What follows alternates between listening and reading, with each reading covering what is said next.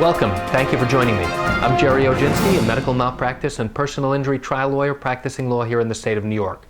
Today's topic is pharmacy errors. What are they and how do you recognize them? Pharmacy errors arise typically when a patient goes to pick up their medication and they go home and they start taking the medication without thinking, without looking at the particular pill or reading the inserts that accompany the medication.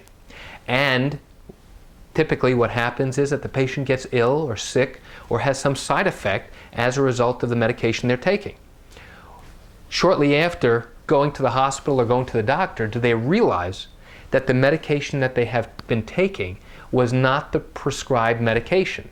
And we were able to go back, look at the pharmacy prescription, see what was ordered, what was prescribed, the reason for it, and what was actually dispensed.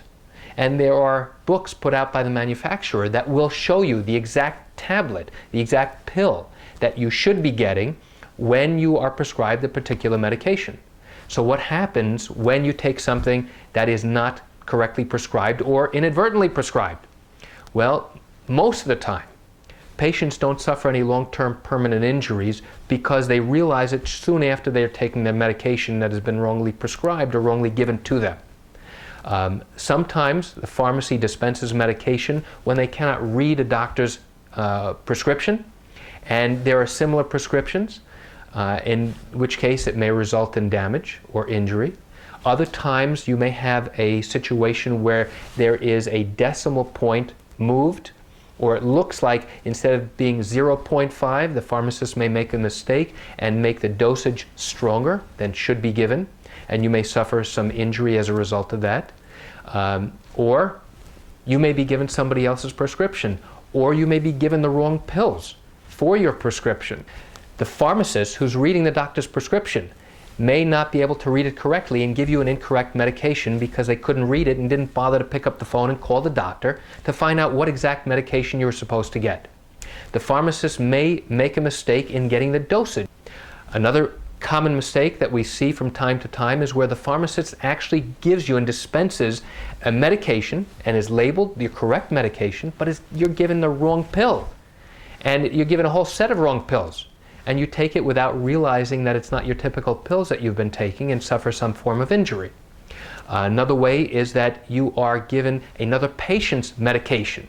And although that does not happen often, from time to time it does happen. And even though these pharmacists have these fail-safe devices and procedures in place to try and limit and minimize these mix-ups, they do unfortunately happen.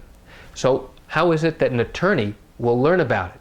Typically, a client will come to us and say, you know what, my mom, my dad, or I was taking a medication for a period of time, and all of a sudden we started to get these problems. I started to get bleeding, I started to get dizzy, nauseous, and we went to the hospital.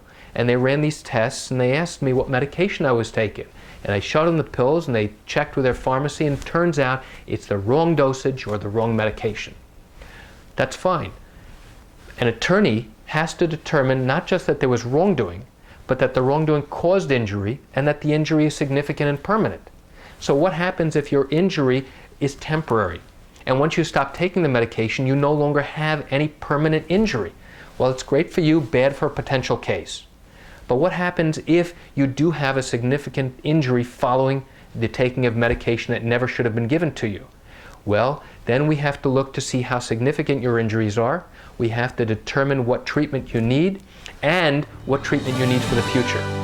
And those are some of the things that you need to know about in order to evaluate whether or not you have a valid case for prescription errors against a pharmacy.